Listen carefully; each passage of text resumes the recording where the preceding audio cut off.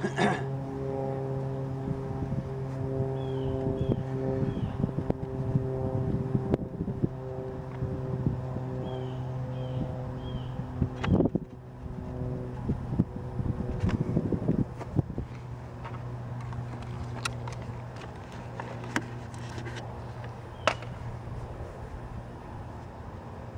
first day of my high school, my senior year, my girlfriend, who I just met over the summer, been dating for 3 months, moved to Belgium, which left me in Cincinnati while she was gone.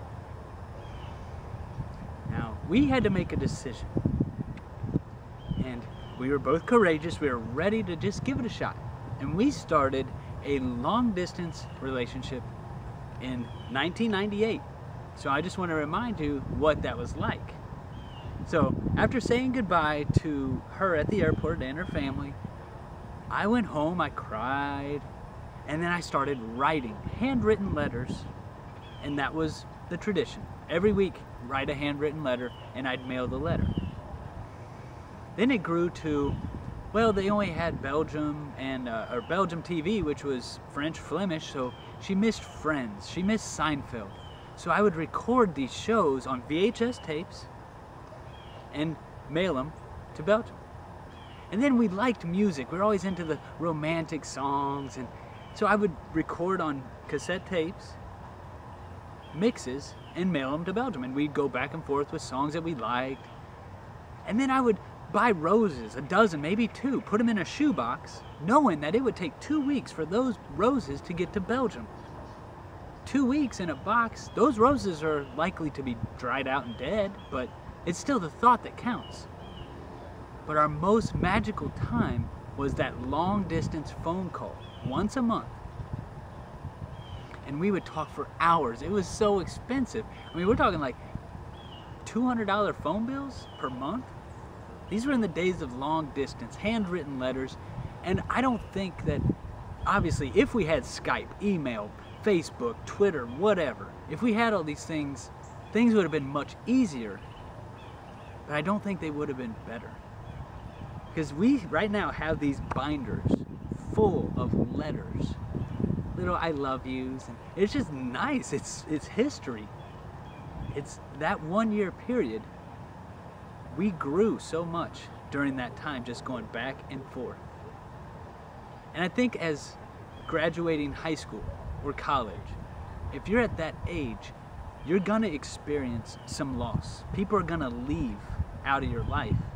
And again, nowadays, it's much easier to stay in touch.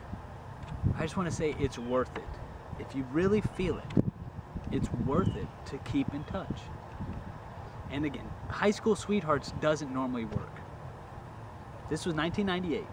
We did the 1 year apart, and 2014 now, we're still married. And again, high school sweethearts typically does not work out. And when I say this to a high school crowd, the girls always get excited. They say they love it. They want that story because it's romantic. And the guys kind of get a little nervous.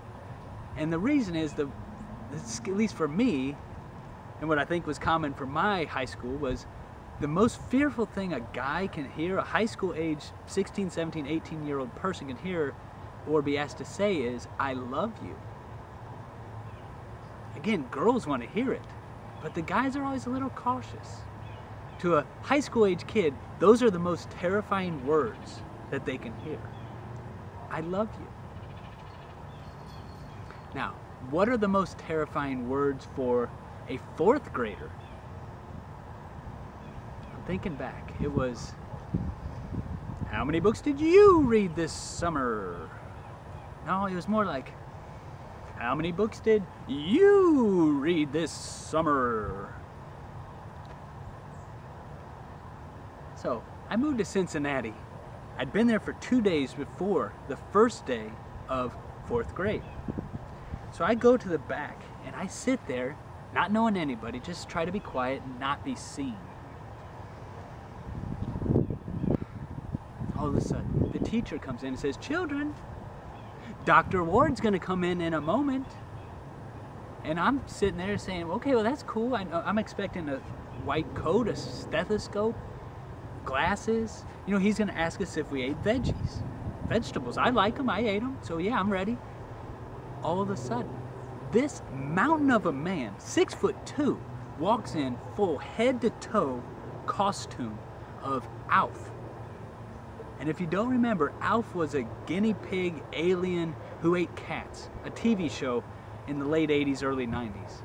Just disturbing, especially for a fourth grader to see a grown man dressed like a Alf. So he walks around to each student, how many books did you read this summer? How many books did you read this summer? How many books did you read this summer? And as he comes to me, I'm sitting there, I start to shake. My hands are going like this, my feet are going crazy. I didn't know there was a program. So he comes to me, he says, how many books did you read this summer? And I just stand up, walk out of the room, and start crying. Now I have to make a choice. See, I know, well, first, this is going to get back to my brother. He's going to make fun of me when I get home. But I have to walk back in. I can't walk home. This is a defining moment. So my head's saying go home, but my heart is saying you got to go back.